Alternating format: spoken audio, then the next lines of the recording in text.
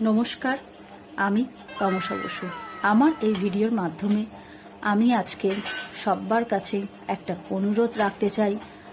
আমাদের মতন বৌদি কাকিমা সংগঠনের পক্ষ থেকে আমার সরকারের কাছে আমি একটা অনুরোধ জানাতে চাই যে ফেব্রুয়ারির 7 তারিখ থেকে 14 তারিখ প্লিজ আপনারা লকডাউন করে দিন।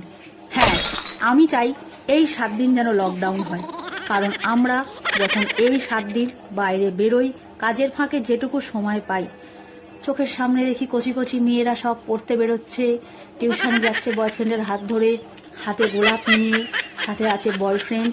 আর এদিকে যখন আমাদের কর্তারা বাড়ি ফেরে, রোজ ডেতে আর রোজ কি চাইবো, তাদের মুখটাই হয়ে থাকে ফাটা ফুলকপির মতন। তার মাঝখানে যাওয়া একটু কিছু কথা বলতে চাই, এটা করে দাও, খেতে দাও, ওই দাও, গুছিয়ে দাও, সব রেডি করে দাও, ব্যাস ওখানেই শেষ। তাই আমি চাই এই 7 দিন লকডাউন রাখা হোক। আমরা বাড়িতে বসে কাটাচ্ছি, সবাই যেন বাড়িতে বসে কাটায়, ব্যাস তাহলেই আমাদের শান্তি। আর কোনো দাবি দাবা নেই আমাদের, কারণ আমাদের বড়রা আমাদেরকে একটুও ঘুরতে নিয়ে যায় না।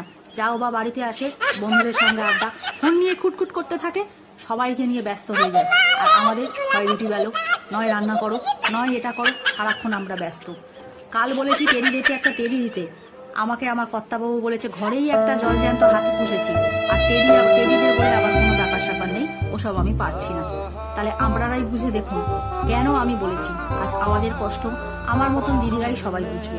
তাই আমি সবার পক্ষ থেকে, বৌদি কাকিমা সংগঠনের পক্ষ থেকে দাবি জানাচ্ছি, এই 7 দিন আমাদের লকডাউন চাই। যারা যারা তোমরা একমত, সবাই কমেন্ট বক্সে আমি তোমাদেরকে দেখতে চাই। একটা করে হ্যাঁ লেখো, আমি সবার হয়ে আবেদনটা করব।